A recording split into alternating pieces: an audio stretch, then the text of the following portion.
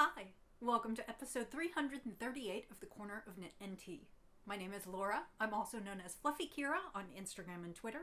I blog over at thecornerofknitandtea.com, which is where every episode show notes will be. I have an Etsy shop called The Corner of Knit and Tea, where I sell my handspun yarn and knitting patterns. And we just finished up with a Facebook group for the Tour de Fleece. So hi, how are you? It is Monday, July 26th, and I unintentionally skipped last week. Let me tell you what happened. I recorded last week, and then the week got super busy. I had a bunch of other engagements and evening meetings, and I completely forgot to upload the podcast. And come Wednesday or Thursday, I thought it was odd that nobody had said anything to me about the podcast, because usually at least one person leaves a comment or says something, and then I went and looked and realized that I had never uploaded it. However, by Thursday, I had actually moved on in my knitting and spinning, and so I just decided that by then it was kind of too late to post, and I might as well just wait for this week. So this week you'll get twice the news, not really, but I am a little further along in my projects. Last week I had done mostly a spinning wrap-up for the Tour de Fleece, which I will cover today, and then I'll also talk about what is newly on my spinning wheel. And then I have definitely made more progress in my knitting, so I'll have a lot more to show you there. So I do apologize for missing last week. That shouldn't happen again anytime super soon.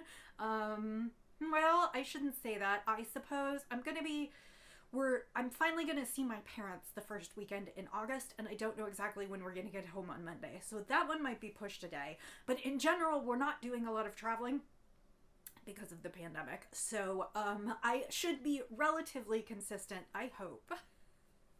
But so I hope you have had a lovely 2 weeks since I have seen you, and that you've gotten to do some fun crafting, and that you are doing well wherever you are in the world.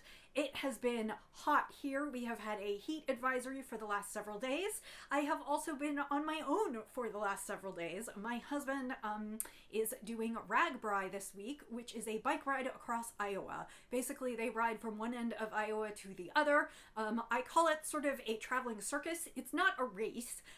In years when it's not a pandemic, they can have up to 10,000 riders. And the riders move from town to town to town, taking breaks in between. There's lots of pie and ice cream and drinks and socializing, and they camp out in the evenings, and there are food tents and music. And again, I'm not sure exactly what's going to be going on this year, because this year is different. They did skip last year because of the pandemic, and there are things that are different this year for safety precautions, but he decided to go, so he is gone for a whole week, and I am all by myself. And so far, that has been lovely. I always, so I lived by myself a little bit before, for several years before my husband and I got married, and so there are just a few things that I miss. I mean, I love him, and I love living with him and being with him, but of course the pandemic has meant that we have not been apart at all. So I am enjoying a few days to myself. I'm not doing a lot of cooking. I did do a bunch of chores, but I'm taking it easy. The Olympics are on, so I've been watching that. I've been also binge watching some things on Netflix and Amazon Prime, and I've been getting lots and lots of crafting done. And, you know, there is something nice about the only person making dishes in the house being me, and the only person making laundry being me, and if I just want to wear my pajamas all day, I can do that. So, let's get started with today's podcast. So, today I am drinking another iced tea. This week I made an iced chai, and I'm trying to think which chai it was. I meant to grab the package. I believe it was, oh, I know what it was. It was French Spice, which is a tea from Tea Time Scottsdale, and I got the tea when I was there a few years ago. So of course it is beyond its fresh by date, but it's still pretty good. And I brewed up a pitcher of the chai tea. Their French Spice is chai, and then it's also got some spearmint and a few other things in it, so it's a real interesting blend. It's been really nice this week, and I am just drinking it in a Tervis mug right now, but that has been very nice this week. It's nice and spicy, and I can't drink it too close to bedtime, but it is delicious. So, and I have been having a good time rediscovering my iced tea pitcher. I have a pitcher that you can make iced tea in a variety of ways. It's got an ice core where you can freeze the center core and put it in there so you don't dilute your tea. It's also got its own tea strainer so you can make the iced tea. And basically what I have been doing is I have been making a really, really super strong little bit of tea. So I have been microwaving or boiling, and microwave too. I've been microwaving or boiling 1 to 2 cups of hot water and then making that super strong and then just diluting it with ice water when I put it in the pitcher. I don't put ice in the pitcher. I just dilute it with the right amount of water. If I want to put ice into it, I put it in when I'm actually ready to drink it. And then I just store it in the fridge, and it is good for several days, kind of up to a week, depending on what's in the tea. Some of the fruity blends and the things that have sweet in them are only good for a few days, I will say. If you leave your iced tea in the fridge too long undisturbed, it will sometimes mold on the top. That's also why I do not add all the sugar or any sweetener that I want to put into the tea into the pitcher. If I'm going to be drinking the pitcher over several days, I sweeten individually by the glass because that keeps it a little bit cleaner in there. So just my tips and tricks, and I have just an infuser pitcher that I bought, I think, from Tivana, who are no longer, but I'm sure you can find something on Amazon or at your local tea shop. So that's what I am drinking today, and let's get into the knits and spins. So knitting has been more on the forefront this week. I have been catching up on some of my sample knits, and I am much further than when I talked to you last. So the first one that I am doing, both of them are Zen Yarn Garden still, although might finish one this week, I'm not sure. So the first one is the V-Back Tee by Jamie Hoffman, who is Knitosophy, and I knit this as a sample earlier this year, and we're now doing a knit along for Zen Yarn Garden.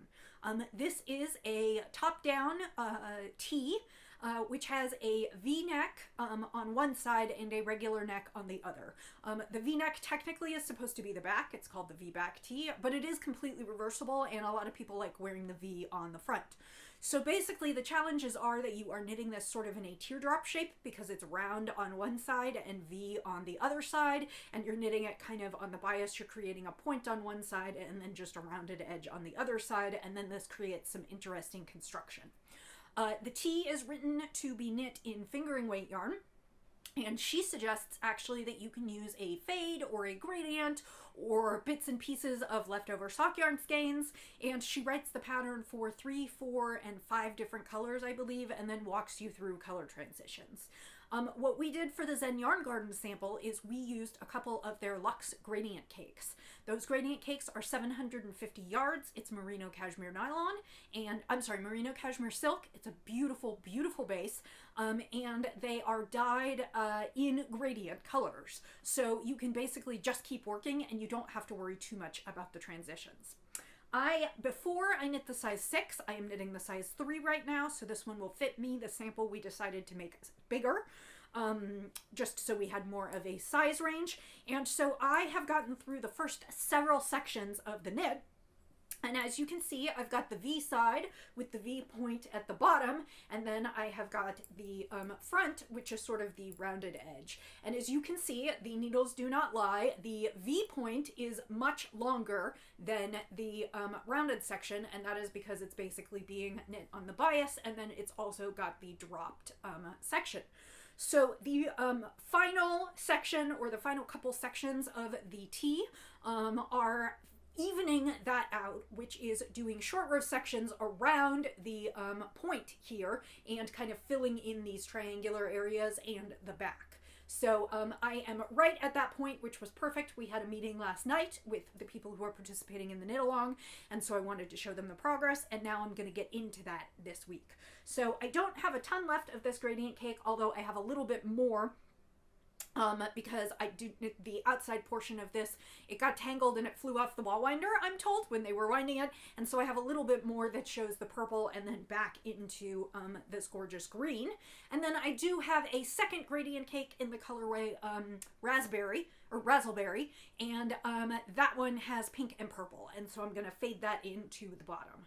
So this is just a lot of short rowing until I get to the bottom, and then there'll just be a hem on here. So I have mostly achieved the length that I'm going to achieve, and now I'm just kind of going to be evening it out. So this is the gradient cake. It is called Rice Tie, if you are interested, and it's gorgeous. It's kind of a rainbowy cake, and it makes me really, really happy. It's coming out just a little bit differently than the sample that I did because, of course, since I'm knitting a different size, the yarn is getting used at a different rate. And so you will see different versions of this. Many people ordered the kit, which is the Rice Tie and the Razzleberry, but then other people are doing it in other colorways, so you will see a few of those. And as I said, the nice part about it is basically you just knit till you run out of one gradient cake and then transition to the second one. And so you don't have to worry about all the color transitions throughout the design, or if you have the right amounts of yarn, you just keep going. The first size can be knit in one gradient cake, the next several sizes can be knit in two, and I believe the top couple sizes of the pattern, there is a wide variety. I believe it has 10 sizes. And so, you know, from extra small all the way up through several X. And so I think the largest couple sizes take 3 cakes. But that is kind of a fun knit along that we've been working on. And I encourage you to use other gradients or other skeins in your stash. This is a really fun knit.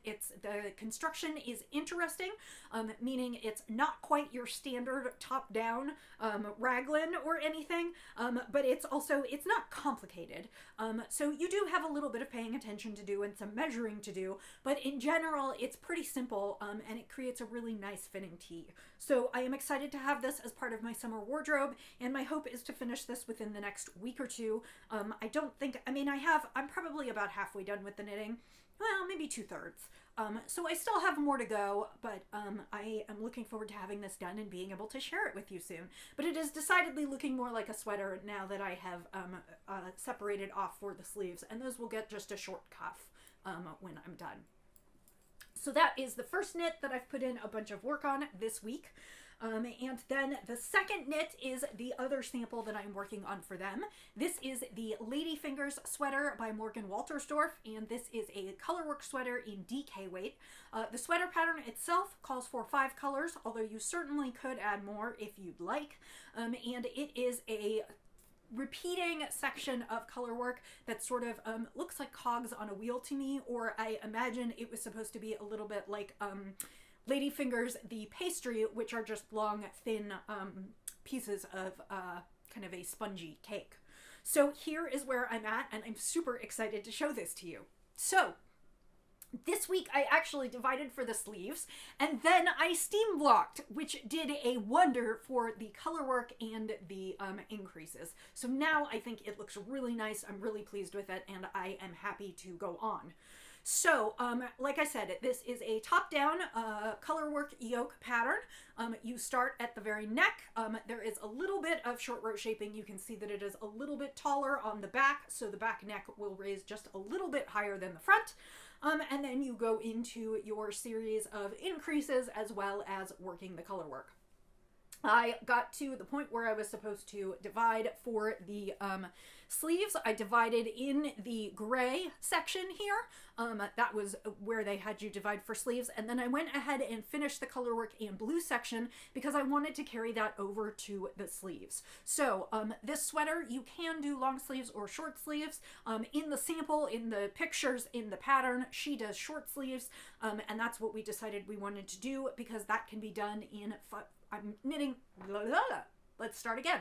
I'm knitting the size 3, and that can be done in 5 skeins of DK weight. I am using Zen Yarn Garden's super soft, super fine merino, and it is absolutely lovely and squishy. It is 250 yards to the skein. I should have some leftovers on some of the sections because the first size calls for 220 yards per color. I'm sorry, the third size that I'm doing and everything below that call for up to 220 yards per color. So size 3 and under, which is I believe about a 40-inch bust, can all be done in 5 skeins. If you decide that, or if you need to knit a larger size, I think you really have 2 options. One is that you can knit the larger size in the 5 colors, and then you can just add more skeins of some of the colors. or you could actually add another color or two if you wanted to stretch it so that you didn't have to have leftovers of multiple colors, and you could just work in extra colors into your color progression. It's really easy to do. You know, she gives you the instructions based for 6 colors, but it's not hard because you're basically repeating the same color work pattern over and over and over, and outside of your increasing rows, there's really no it's just the same 13 rows, 13? No, 19 rows in pattern. So I am there. I've got both sleeves done, and like I said, when I finished that, I went ahead and took it to the ironing board and just steam blocked it a little bit. I just wanted to even things out, make sure that it wasn't puckering. I did try it on, and it fits nicely because this is roughly my size, and so I just wanted to do that before I progress to the body. So this week the project is working on the body. I don't know that I'll have this finished for next time, but I'll definitely have it finished for the time after that. I'm just going to keep going.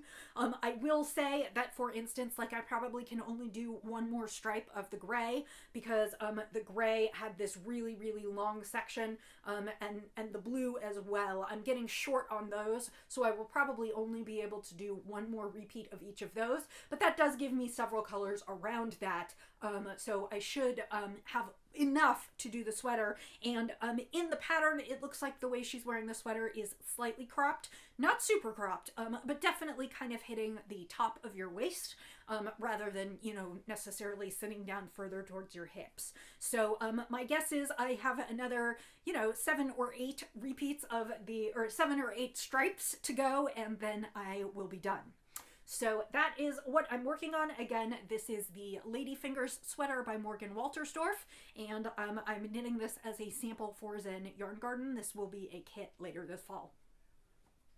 So that gets me through the knitting. I have other knitting I'd like to cast on. I have, quote, waiting in the wings projects for both of those. When I finish the VT, the V-back tee, I'm going to go ahead and cast on for Miles' sock arm sweater. And so I have all of that yarn wound and ready to go. And then when I finish the Ladyfingers sweater, I actually have another shawl to knit for Zen Yarn Garden. So those 2 projects are waiting in the wings, and I'll start those as soon as I finish. I don't know. Many of you have been watching me for a while know that I like to, as much as I can, finish projects before the end of the month and then start the new project in the new month. Today is the 26th. That means next Saturday is the 31st and Sunday is the 1st. I do not think that I'm necessarily going to have everything done by the 1st, but my hope is that sometime next week I can cast on for some new things, because I do have plenty of things to do.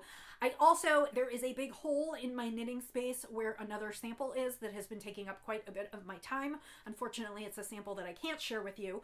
So I have been doing lots and lots and lots of knitting, but I just can't share everything with you. But I do hope to have some new projects on the needle soon. I know you have seen these projects for the better part of a month now, and even I'm getting a little sick of them and getting ready to finish them. I am definitely a product knitter. I do enjoy the process of knitting, but I also like seeing what I can accomplish, and I do like finishing projects within the month and being able to start new ones and have new material to share with you, because seeing the same sweater over and over and over isn't always that exciting. So hopefully we'll see those 2 only once or twice more, and I will have some new things to spread into the mix. Oh, and I'm also going to be test knitting a bulky cotton sweater for a woman in my knitting group. So I have lots going on, and I don't have any chickens right now, but of course those will come in too. So yes, lots going on. So let's talk about spinning. I did record a whole bunch after the Tour de Fleece, which ended last week. As I've said in the past, the Tour de Fleece is an event that spinners do in conjunction with the Tour de France, as the riders spin their wheels through France on their bike rides. We go ahead and spin our spinning wheels. And I had a great tour. I was super productive.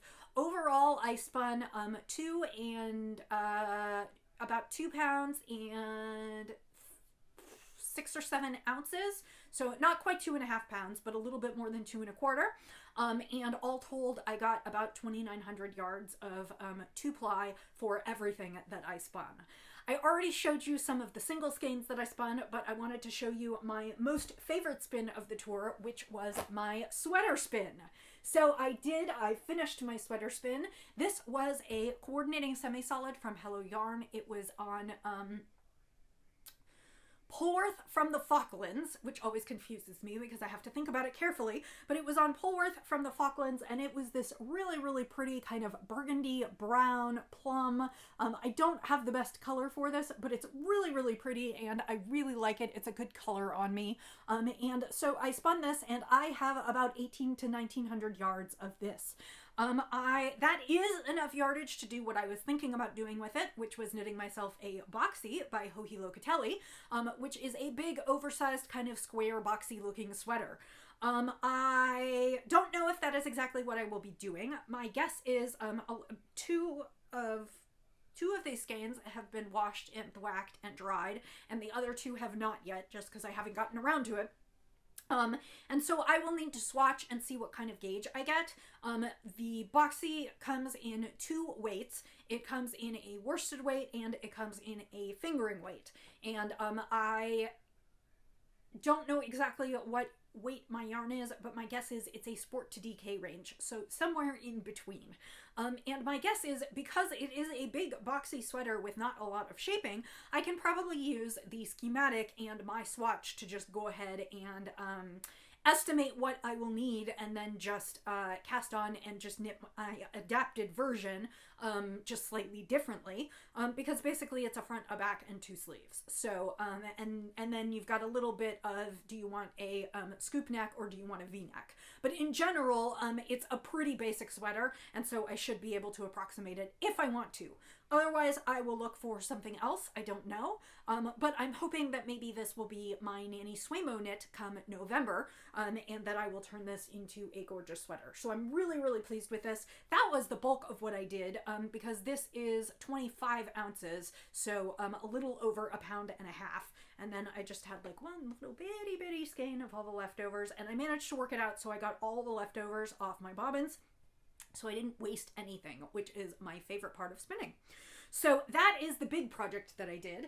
I finished 2 other skeins, which are now up in my Etsy shop. It was a kind of green and pink braid from Kumasi, which I said reminded me of a rose garden. And then I also spun, what was the first one I spun? I don't remember. I will think of it, maybe. Oh, the other one was Lichen Hop. It was from Apothecary Fibers, and it was gorgeous teals and greens, and that one is also up in the shop.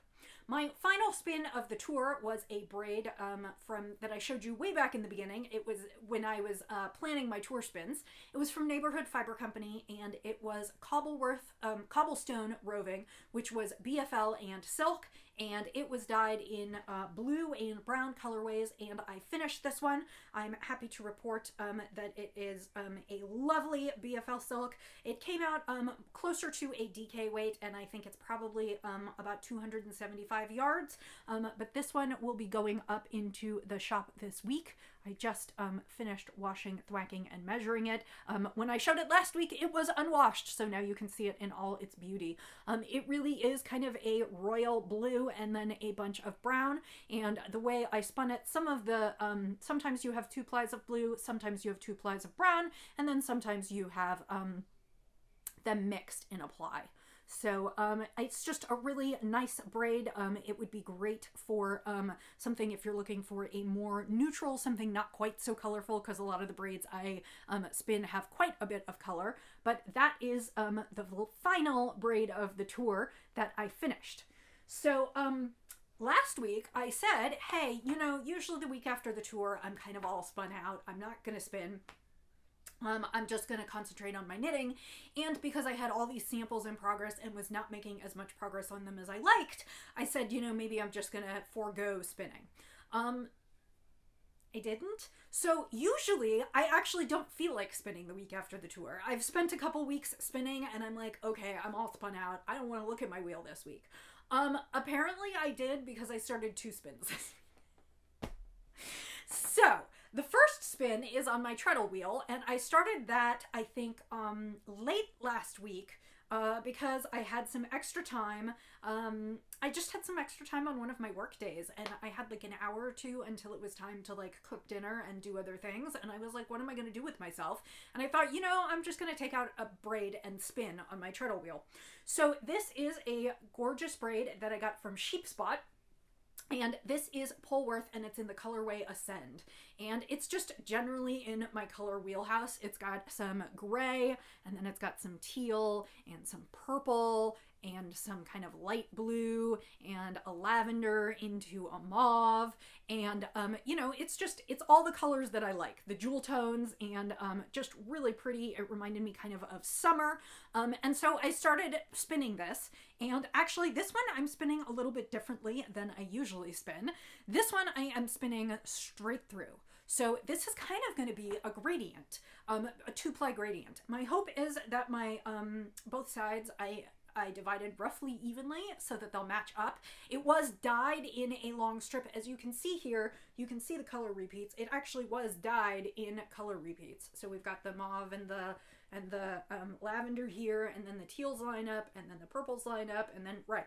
So think of it, I had basically like 4, this is one length, but I had another length that was exactly like this. So I am spinning end to end, and I am spinning it through just straight, so it's got long sections of color, and then my hope is that this will kind of subtly stripe into it's not precisely a gradient, because technically I think the definition of gradient is light to dark, but it will move through one color to the next all the way through, and I think that would make a really interesting shawl. So yeah, so that's what I have decided to do. The other thing you could do is you could actually divide the braid in the middle, and you probably could make matching socks from both sides. Anyway, the first half is on the wheel, and I'm not quite done with it, and then I've got the second half here, so I plan to continue this spin this week.